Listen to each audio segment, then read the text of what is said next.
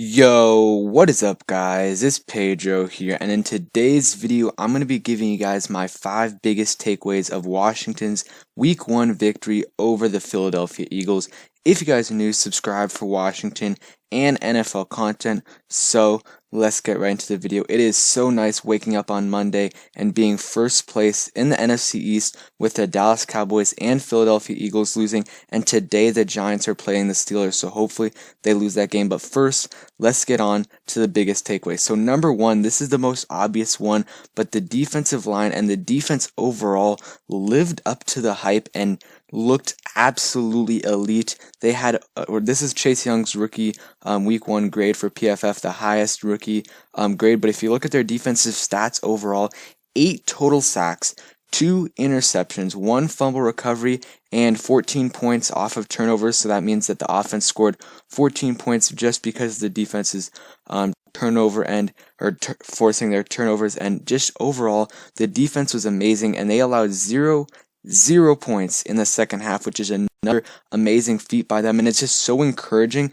that they started out so bad, but they were able to turn it around, and that maybe next week they start out good and play good the whole way, because they started off really bad and they were able to make adjustments, which I will be talking about, and they were able to win the game. So that's the biggest takeaway. Our defense, and specifically our defensive line, lived up to the hype. If you look at the stats real quick before we get to the next biggest takeaway, Ryan Kerrigan had 2 sacks, Matt Ioannidis had a sack and a half, Chase Young had a sack and a half, Jonathan Allen and Deron Payne both had half a sack, and Montez Sweat had a sack, and then John Bostic had a sack. So we had 8 sacks, absolutely domination on the defensive side of the ball. So that's the first takeaway. And this second takeaway, Haskins showed his leadership, and he did enough to win. He showed that he did improve, and he wasn't rattled after his poor first, quarter and a half performance. He was able to come back and do enough, and he kind of looked like a franchise quarterback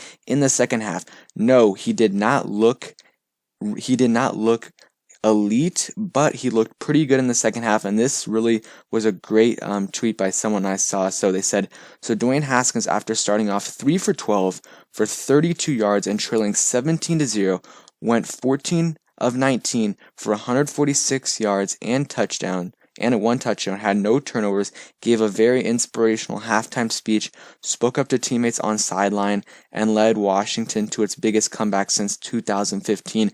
So he just did so much to help us, and his play on the field, like I said, wasn't amazing, but it was good enough to win us. Like, his leadership really helped us out. He made a halftime speech when Ron Rivera was getting his treatment, and he, like I said, did enough to win. But 14 out of 19 for 146 and a touchdown. Pretty much all of that was in the second half, except for like 20 at the end of the first half. He played pretty good in the second half, and hopefully next week he picks up where he left off. So yeah, next takeaway is our coaches made the right halftime adjustments, and it just shows how much coaching does contribute to your total wins for the season, because both offense and defense made very good halftime adjustments, and adjustments overall. I think Scott Turner's offense was a lot better in the second half. He was doing a little too much in the first half, and I think he definitely improve his play calling later on in the game, and especially the defense. They made the adjustments that they needed to be made, covered the tight ends really well in the second half. And the secondary, the defensive line played really well in the first half and really well in the second half, but the secondary played a lot better in the second half, and it just shows the difference from going from Jay Gruden and Greg Minuski to Ron Rivera and Jack Del Rio. Last year we were winning 17-0, and we gave up a huge lead and ended up losing the game. So pretty much the exact opposite happened this year, and it really comes down to our working, and it's just so refreshing to see that. And I think that's going to help us out a lot in the long run. That's just my opinion right there. I'm just super sorry for that stutter. I'm super happy we have Ron Rivera and Jack Del Rio, and even Scott Turner. He did okay. So that's another big takeaway. And the next takeaway isn't really a good thing, but it's a bad thing. It's the left side, and here's a snap count for the offense. I just think the left side of the offensive line looked absolutely terrible, and I might link some plays on Twitter where they did a film breakdown, but Jerron Christian and Wes Martin were getting manhandled out there, and our offensive line overall didn't allow too many sacks. We allowed 3 sacks, which is still a little bit more than you would like, but it's not terrible. But Jerron Christian and Wes Martin did not play well at all. Even on that touchdown play, if you look at the film, both of them got manhandled and almost allowed Dwayne Haskins to get sacked. If it was a little bit longer, it would have been a sack. And, hopefully they improve. I think that, they were going up against some decent talent, nothing special there. But I think as they get more NFL experience and they get more chemistry together, I think that'll help them out a lot. We'll see what happens. I think if these struggles continue for Wes Martin and possibly even Jerron Christian, then you might consider putting in Keith Ismail or another left tackle. Sadiq Charles is still probably too early. We'll see how he's progressing. Maybe David Sharp or Cornelius Lucas. But for now, it does look like Wes Martin and Chase Roulier are going to remain the starters. Something to monitor next week. We do play the Cardinals, and they just beat the 49ers. But another thing is they have one of the best defensive players in all of football in Chandler Jones, who's kind of an outside linebacker slash.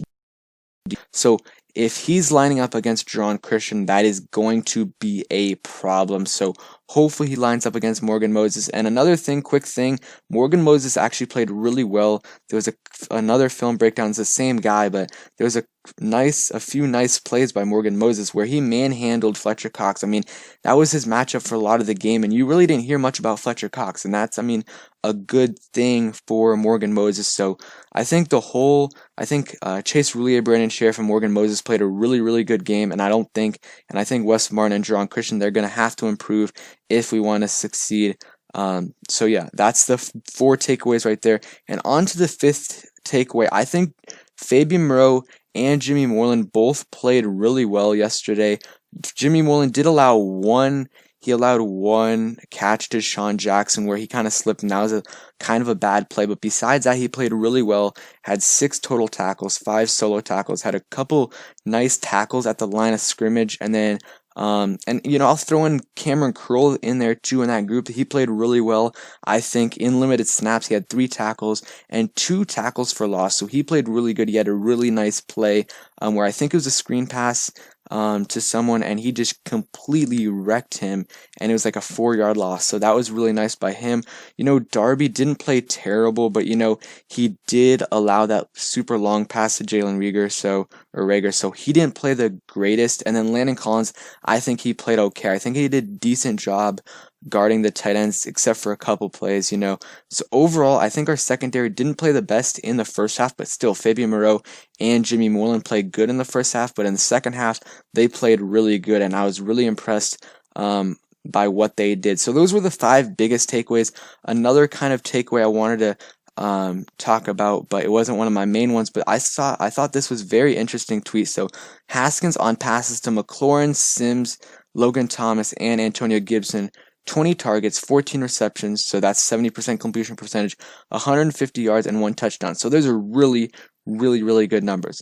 Haskins on passes to everyone else, 11 targets, 3 receptions, 22 yards, and 0 touchdowns. And I think the other targets, those 22 yards, came to Dontrell Inman. So we really need to, this shows our offensive core is McLaurin, Sims, Logan Thomas, and Antonio Gibson, but we need to get the ball to those guys more. Steven Sims only got 3 targets, and he's still got 50 yards, but still only 3 targets for someone like Steven Sims. I think he needs to get 5 to 7 targets a game, and same thing with Terry McLaurin. But overall though, I think it was a great game by Washington. Obviously, we do need to improve that left side of the offense, and we got to figure out our run game, but I think our defensive line play amazing. Haskins showed his leadership and, his maturity, not getting too flustered after his bad start, and, finishing out strong, doing enough to win. So I appreciate you guys watching the video. If you enjoyed, please smash the like button, subscribe if you guys are new, and turn on those post notifications so you never miss a video. And yeah, let me know what you guys think are your biggest takeaways. Thanks for watching. Peace.